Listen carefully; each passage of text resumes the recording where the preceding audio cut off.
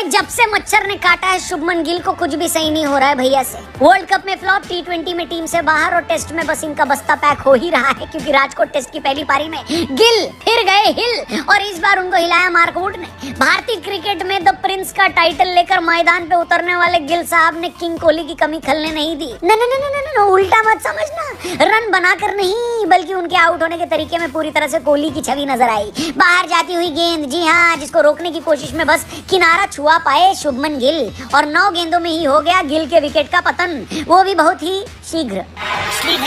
Hello hi नमस्कार, crico देख रहे हैं आप। रोहित भैया ने कर दिया चमत्कार और उनके साथ कारे में जुटे जडेजा भाई को भी लेट लेट के नमस्कार, क्योंकि अगर ये दोनों पहले दिन क्रीज पर न टिकते तो ऊपर वाले की कसम ग्राउंड पर शायद ही कोई दर्शक टिकता, क्योंकि 33 पर 3 विकेट खोकर टीम इंडिया के टॉप ऑर्डर की हालत वैसे ही दयनीय हो गई थी भाई साहब। बात होगी यहाँ पर प्रिंस गिल की, जो इस समय रनों के मामले में प्रिंस कम फकीर ज्यादा लग रहे हैं। बात तो सही है। इंग्लैंड के खिलाफ टेस्ट सीरीज में टीम इंडिया ने शुरू में ही एक बोल्ड स्टेप उठाया और टीम ने हर उस पुराने खिलाड़ी को बाहर किया जिनका फॉर्म पिछले कुछ समय से गड़बड़ चल रहा था, जैसे कि चेतेश्वर पुजारा और रहाणे। मगर अब जब 5 मैचों की सीरीज में से 2 मैच गुजर चुके हैं और तीसरा चालू है, तो फैंस को फील हो रहा है कि कहीं 2 अनुभवी खिलाड़ियों को टीम से अलग करके इन्होंने गलती तो नहीं कर दी। आपको क्या लगता है अगर टीम में रहाणे या पुजारा या दोनों होते तो टीम इंडिया की बैटिंग लाइनअप और मजबूत होती क्या, खासकर तब जब टीम में विराट कोहली जैसा बल्लेबाज नहीं है। पर इन बातों पर चिंतन करके क्या फायदा, क्योंकि अब जो टीम सेलेक्ट हुई है उसी टीम को अंग्रेजों को हराना है। मगर इनकंसिस्टेंट खिलाड़ियों का बोझ आखिर कब तक सहेगी टीम इंडिया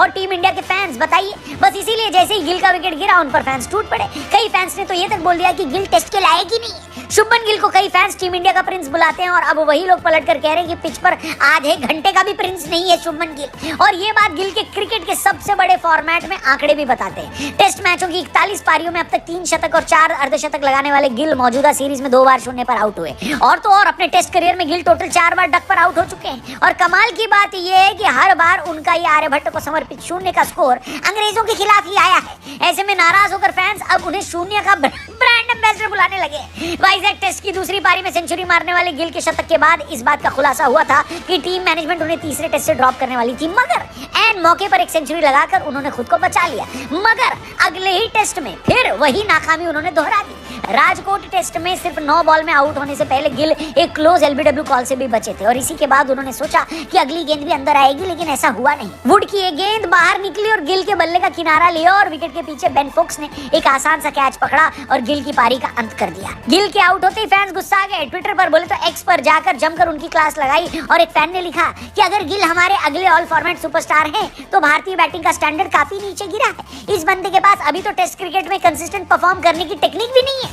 एक और फैन ने गिल को डोमेस्टिक क्रिकेट खेलने की सलाह दे दी और कहा कि गिल को मूव करती हुई गेंदों के सामने अपनी टेक्निक बेहतर करने की जरूरत है और साथ ही उन्हें कुछ डोमेस्टिक मैच खेलने की भी जरूरत है। लेकिन अब क्वेश्चन ये है कि गिल व्हाइट बॉल में तो अच्छी बल्लेबाजी करते हैं, रेड बॉल में क्या हो जाता है भैया? इस सवाल का जवाब पूर्व मुख्य कोच अनिल कुंबले ने दिया। उनने गिल को अपनी बल्लेबाजी में सुधार करने के लिए टीम इंडिया के मौजूदा कोच राहुल द्रविड़ और रेड बॉल क्रिकेट के बेहतरीन बल्लेबाजों में शुमार चेतेश्वर पुजारा की मिसाल दी। उन्होंने कहा कि वो इन 2 दिग्गजों से सीख सकते हैं। कुंबले ने कहा कि गिल पर दबाव बढ़ गया है और वो स्ट्राइक रोटेट नहीं कर पाए। उसे ये सीखना होगा कि अगर वो 3 नंबर पर बैटिंग करना चाहता है तो उन्हें स्ट्राइक रोटेट करनी ही होगी। 24 साल की इस यंग बल्लेबाज की साउथ अफ्रीका के खिलाफ 2 मैचों की टेस्ट सीरीज में भी ऐसी कहानी। टीम मैनेजमेंट द्वारा उन्हें नंबर 3 का स्लॉट दिए जाने के बाद से उनका फॉर्म गिर गया है। शुभमन ने खुद नंबर 3 पर बैटिंग की मांग की थी, लेकिन हाल फिलहाल में टेस्ट टीम में अपनी जगह के साथ वो न्याय नहीं कर पाए। ऐसे में अब अगले टेस्ट में क्या गिल को प्लेइंग 11 में रखा जाएगा क्या?